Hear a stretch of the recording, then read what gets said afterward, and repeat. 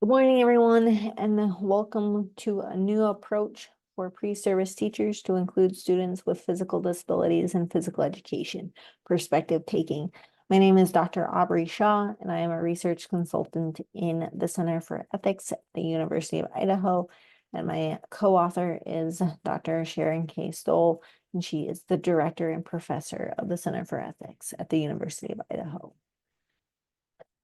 Let's first start off with some background.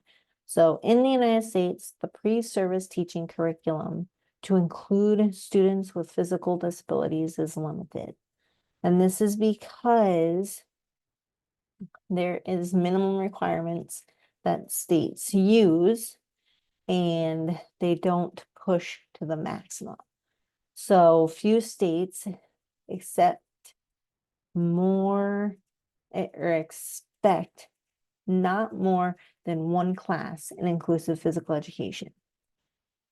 And this directly affects resources for pre-service teachers because they are limited to that one class.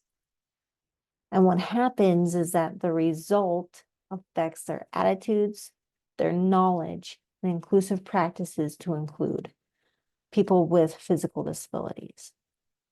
And we need to have more classes. We need to have more content because these pre-service teachers are not going out into society being able to teach students with physical disabilities. So for an example, in Idaho, and we're using Idaho as an example because that is where Dr. Stoll and myself reside.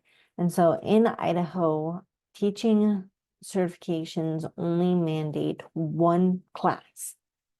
And the curriculum is focused on different types of disabilities and then 3 US laws for inclusion of people with disabilities.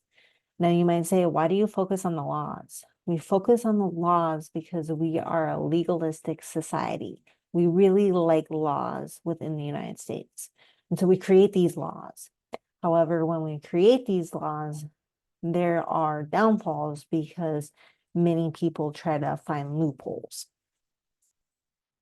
However, going back to the laws, we have the Rehabilitation Act of 1973. That law was you cannot discriminate in federally funded buildings. And then the Americans with Disabilities Act of 1990, that law basically said, okay, we're going to stop discriminating everywhere. So we need to stop discriminating. And then the Individuals with Disabilities Education Act of 2004. And that law is about students being able to learn alongside able-bodied students in a classroom. But what happens? So we are a legalistic society, and administrators, unfortunately, find loopholes. So what happens is that in our schools today, we have students, able-bodied students, playing soccer, and then the students in the wheelchairs are being pushed by an aide around the gym.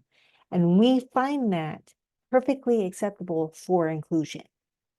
But we really shouldn't, because that is not inclusion.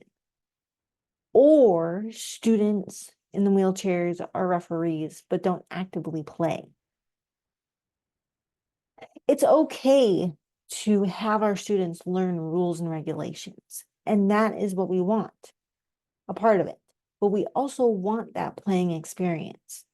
But we in the United States don't give that to our students because we think they're going to get hurt, or we think that they can't do that, and that is not true. So what is the unintended consequence of the law driving the curriculum? Because that is what is happening. So what happens is students with physical disabilities are not physically literate. And physically literate means that they know how to move their bodies in space and they know how to play. Yeah, I am a person with a physical disability, and I was very fortunate because my parents believed in play. They believed in movement. And so I became physically literate because they placed me into everything. I played soccer, I played basketball, I swam, I even did dance. So they wanted me to become physically literate, and I became that. And those early on experiences are really important for our long-term health. Another consequence of the law driving the curriculum is that administrators find those loopholes to exclude. And those students end up not playing. Oh, they're included, but are they really? So what would happen if there was a different approach to addressing inclusion for pre-service teachers? So the purpose of this presentation is threefold. First, we're going to examine the barriers that affect attitudes and competency, because teachers say, I'm not prepared to do this because they only have one class. Second, we're going to discuss viewing the total curriculum in an inclusive light. And how do we actually do that? And then three, we're going to provide a solution of perspective taking and how it changes the pre-service curriculum and experience to fully include. So first, let's start off with the barriers.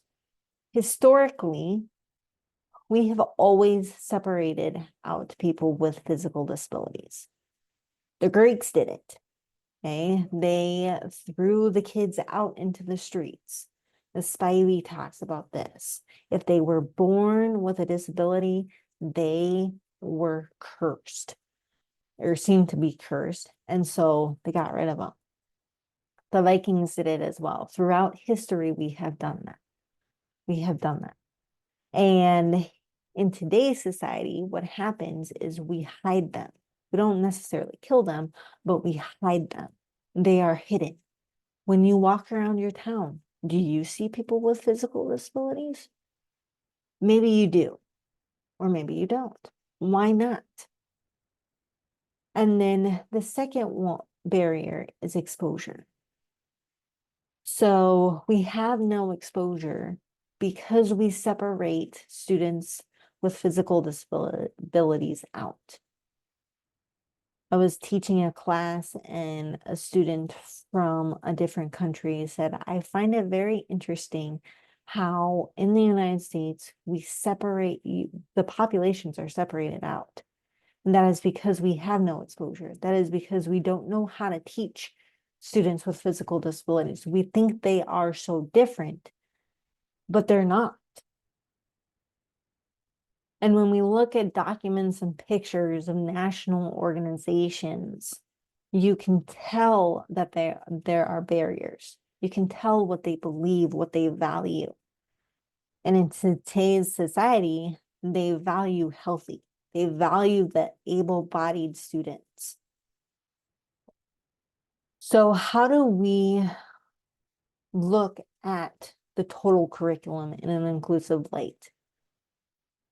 Through pictures, we can tell a story. And that story is that we like diversity, but diversity is only seen as race and not ability. And this happens all the time with national organizations or local organizations or regional organizations. Diversity is not seen as disability.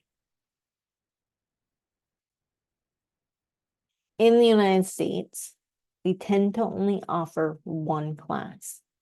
There are some states who want that exposure to be built up.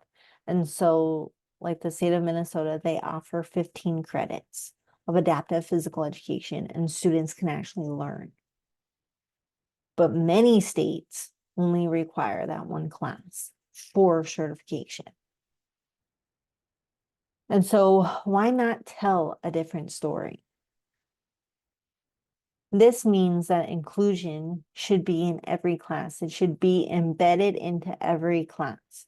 I actually did this when I taught at a different university, and the inclusion part was embedded, and the students, they were nervous because they had not ever had exposure to this before, but they did so wonderfully well because it was embedded into their classes and they learned how to actually include.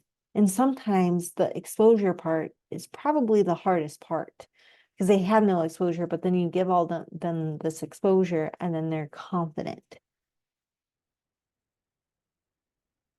So here is our solution.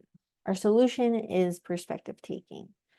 So for my dissertation, I did a intervention because many teachers were coming up to me saying, I don't know what to do. I want to include, but I don't know how. I don't have the skills. I don't have the tools because of that one class.